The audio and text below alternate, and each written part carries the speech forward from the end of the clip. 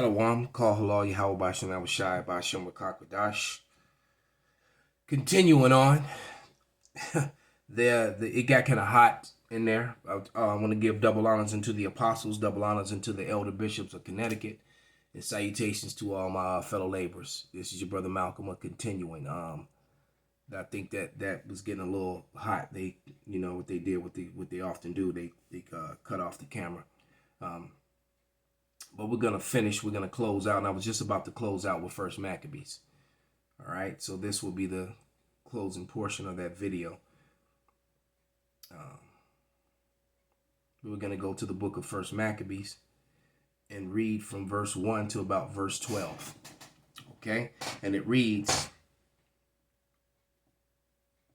"And it happened after Alexander, son of Philip the Macedonian, who came out of the land of Kittim, had smitten Darius, the king of the Persian Medes, that he reigned the first in his stead over Greece." So the first in his stead, in his father's stead, which was an Edomite stead. You can trace Philip the Macedonian back to Esau, Edom, back to Petra, back to Jordan, back to the land of Mount Seir, which is mentioned in the Bible.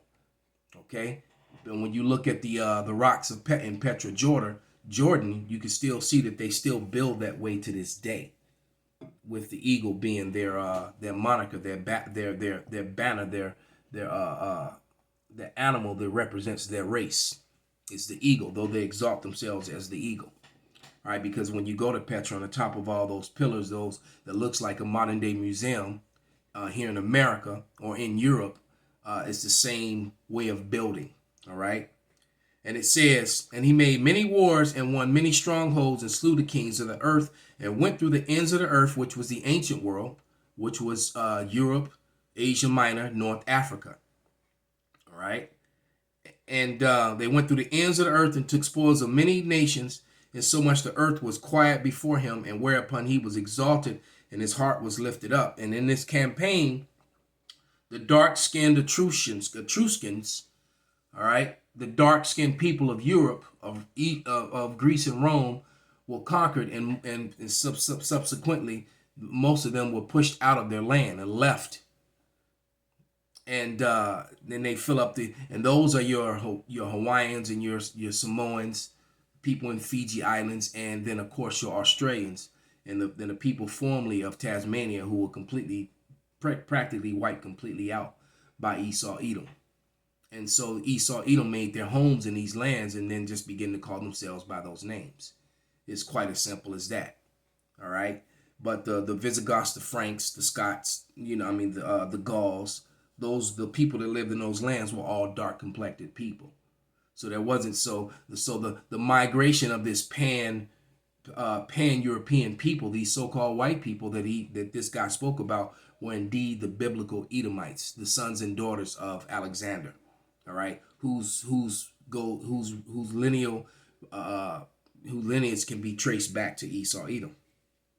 All right, and it says, "And he gathered a mighty and strong host and ruled over the countries and nations and the kings who became tributaries unto him." See, so they ruled over all these other nations and lightened them up and moved them out.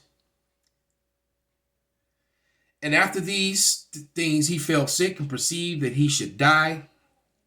Wherefore he called his servants, such as were honorable and had been brought up with him from his youth, and parted his kingdom among them while they were yet alive." And that was Alexander's 4 generals. All right. Ptolemy, Cassander, Demetrius, and Lysimaeus, I believe, if I'm not mistaken. All right. And it says, so Alexander reigned 12 years and then died, and his servants bare rule, everyone in his place. And after this death, they all put crowns upon themselves. So did their sons after them many years, and evils were multiplied in the earth. So evils multiplied in the earth when these pale people came into power and declared themselves the new royals. And they've been doing so ever since. All right. And then verse 10, it says, "And out of them came a wicked root, Antiochus, surnamed Epiphanes, son of Antiochus the king, who had been hostage at Rome, and he reigned in 137th year of the kingdom of the Greeks." So now so-called white men were reigning in the kingdom of the Greeks when they were not reigning before, because the dark-skinned Etruscans were reigning prior to them. All right. These let me see if I can show some quick images before I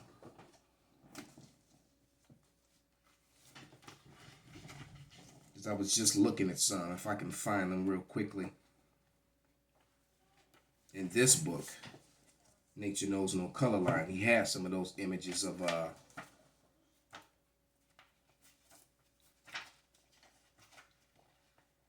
if I can find some real quick. There's a lot. I have to go back and read this book. There's so much information in this book. Yeah, I think this is. Yeah, here we go. All right. So these are images of the Grecians prior to the so-called white man, and they even showed you when it went from being dark to pale, right there in that image, in that box, that in that art right there, in that piece. All right. And they're actually hardcore images of these. I have other books that have these images up close, numbered, and named. All right. So these were your Grecians prior to. These are the people that Alexander of Macedon took over. And you see it when it was doing the kingdom was translated from this to this. Okay. All right. Salakia. The kingdom was translated from dark to pale. All right. Matter of fact, one last scripture.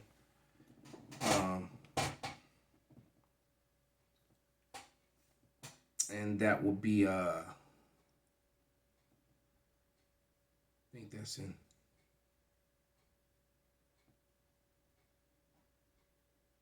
Second Ezra 10 and 8, I believe. Was Ecclesiastes, Sirach 10 and 8. If I can find that. Right, and it says, because of unrighteous, this is Ecclesiasticus, or the book of Sirach 10 and 8. Because of unrighteous dealings and injuries and riches got by deceit, the kingdom is translated from one people to another. So there's that history. That's the portion of the history. Now, I would suggest that you get this book from this Princeton professor, but then these are the finishing touches that she clearly and he clearly is leaving out. But he wants you to subscribe to his channel, though. So with that, I'm going to give all praises, glory, and honor unto Yahweh, by Hashem, Yahushai, by Hashem, Rakak, Wadash, Wa Abba, Babal, Kwam, Yasharala, Shalom.